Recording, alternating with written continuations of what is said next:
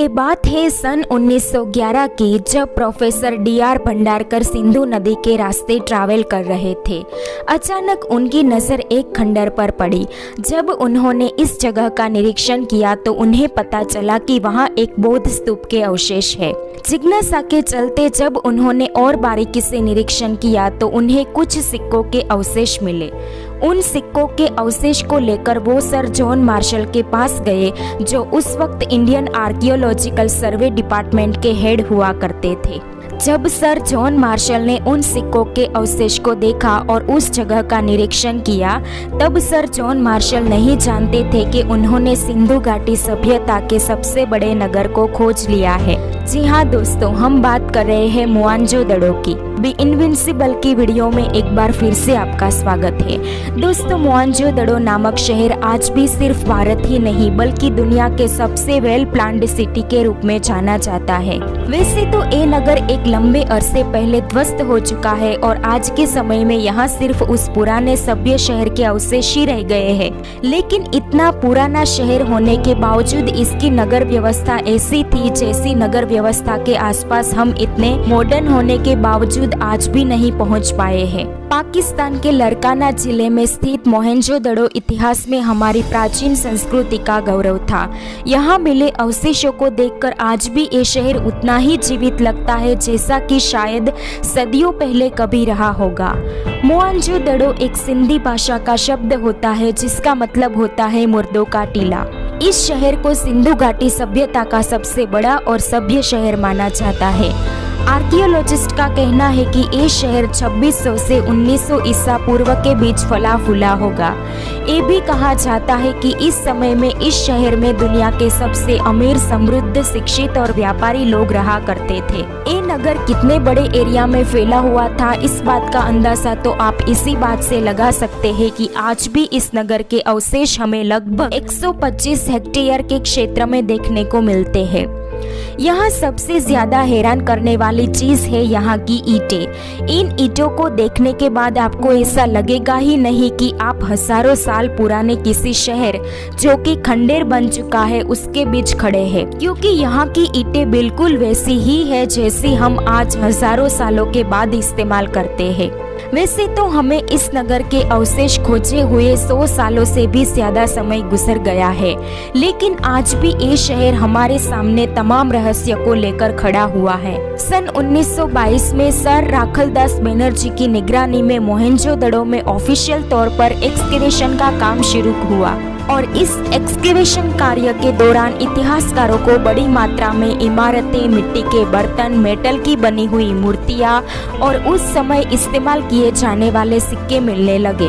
इन अवशेषों के मिलने से ये भी साफ हो गया था कि यहाँ मिलने वाली बिल्डिंग्स, मूर्तियां, बौद्ध स्तूप और सिक्के अलग अलग समय और अलग अलग सभ्यताओं के अवशेष हैं। आर्कियोलॉजिस्ट का मानना है कि बौद्ध स्तूप को दूसरी शताब्दी के आसपास बनाया गया होगा।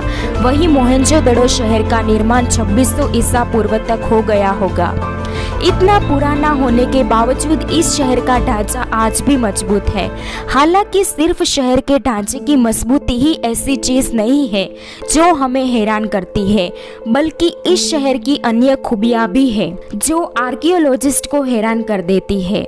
इनमें से एक है मोहनजोदड़ो का स्नान कुंड, जो दुनिया भर में द ग्रेट बाथ के नाम से मशहूर है। ये जल कुंड लगभग 40 फुट लंबा, 25 फुट चौड़ा और लगभग 7 फुट गहरा है। इस कुंड में उतरने के लिए उत्तर और दक्षिण दिशा में सीढ़ियां बनाई गई है। इसके अलावा कुंड के पास 8 स्नानागार भी बने हुए हैं। यहाँ निरीक्षण से साफ पता चलता है कि इस कुंड को काफी समझदारी से बनवाया गया था। इसमें लगी ईंटें आज भी काफी मजबूत है। और तो और बाहर से आने वाले गंदे पानी और इम्प्यूरिटीज को रोकने के लिए इसके तल और किनारे पर चूने और चिरोड़ी के बने गारे का भी इस्तेमाल किया गया था। यहाँ कुंड के किनारे स्नान घरों का बना होना ही अपने आप में यूनिक है, क्योंकि ऐसा कुछ तो हम आज तक इतने मॉडर्न और विकसित होने के बावजूद नहीं कर पाए हैं। इतना ही नहीं, यहाँ जो स्नान घर बने हुए थे उनके दरवाजे एक दूसरे से विपरीत दिशा में खुलते थे। इसके अलावा यहाँ का ड्रेनेज सिस्टम भी बेमिसाल था। यहाँ गंदे पानी के निकास की पूरी व्यवस्था थी।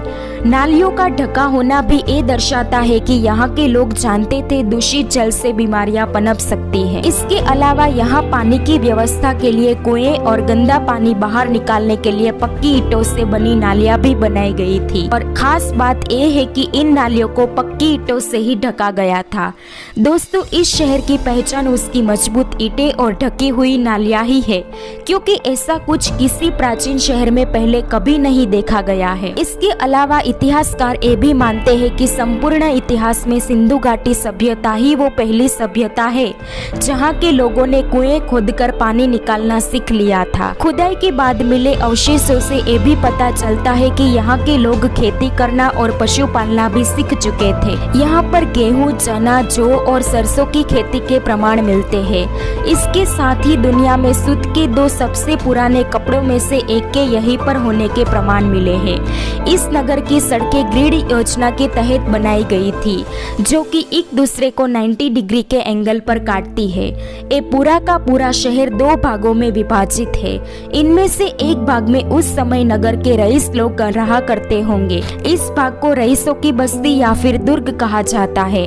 वही दूसरा हिस्सा जहां मध्यम वर्ग के लोग रहा करते थे उसे निचला नगर कहा जाता है। दुर्ग वाले हिस्से पर बड़े बड़े मकान, चौड़ी सड़कें और कई सारे कुएं हैं। वही निचले भाग में छोटे आकार के मकान और छोटी सड़कें हैं। निचले हिस्से में सड़क के दोनों तरफ घर बने हुए हैं। इन घरों का पिछला हिस्सा सड़क की तरफ है और इनके दरवाजे गलियों में खुलते हैं। इसके अलावा यहाँ पर एक म्यूजियम जैसी जगह भी है जहाँ पर बर्तन, सिक्के, म्यूजिक इंस्ट्रूमेंट्स, आभूषण, दिए, औजार, यहाँ तक कि खिलौने भी रखे हुए हैं। आर्कियोलॉजिस्ट का मानना है कि सिंधु घाटी सभ्यता में अनुशासन हथियारों के दम पर नहीं बल्कि बुद्धि के बल पर स्थापित किया गया था। ऐसा इसलिए कि यहाँ पर औजार तो कई सारे मिले हैं लेकिन हथियार एक भी नहीं, और ऐसा सिर्फ तभी संभव है जब यहाँ के लोग हथियारों का इस्तेमाल करते ही ना हो। यहाँ के लोग कला और सृजन के महत्व को काफी अच्छी तरह समझते थे।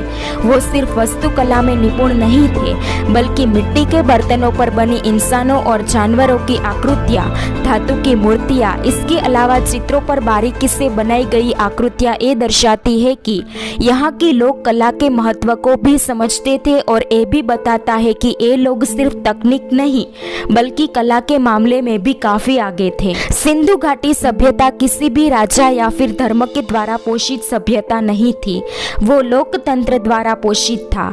यही वजह है कि इस सभ्यता को अपने समय की सबसे उन्नत और समृद्ध सभ्यता मानी जाती है। ये शहर पूरी प्लानिंग के साथ बसाया गया था और सच कहा जाए तो आज की तारीख में भी शायद ही कोई शहर इतने सुनियोजित ढंग से बनाया गया हो। उसके अलावा यहाँ घरों में भी कुएं बने हुए थे और उन कुओं को भी बाहर की ओर बनवाया गया था ताकि यहाँ से गुजरने वाला मुसाफिर भी प्यासा होने पर उससे पानी पी सके। हालांकि अभी तक हम यहाँ का सिर्फ 1/3 हिस्सा ही खोद पाए हैं। अभी भी इस सभ्यता के कई गहरे राज आज भी जमीन के अंदर दफन है, क्योंकि सिंधु घाटी सभ्यता का ज्यादातर हिस्सा पाकिस्तान में है और फिलहाल वहाँ की सरकार ने एक्सकेवेशन का काम बंद करवा रखा है। लेकिन ये विकसित सभ्यता कैसे खत्म हुई इसके बारे में हमें कोई ठोस जानकारी नहीं मिली है। तो दोस्तों, उम्मीद है बी इनविंसिबल की ये वीडियो भी आपको जरूर पसंद आएगी और आप इसे भरपूर लाइक और शेयर करेंगे। हमें आपकी प्यारी प्यारी कमेंट्स का इंतजार रहेगा। मिलते हैं नेक्स्ट वीडियो में।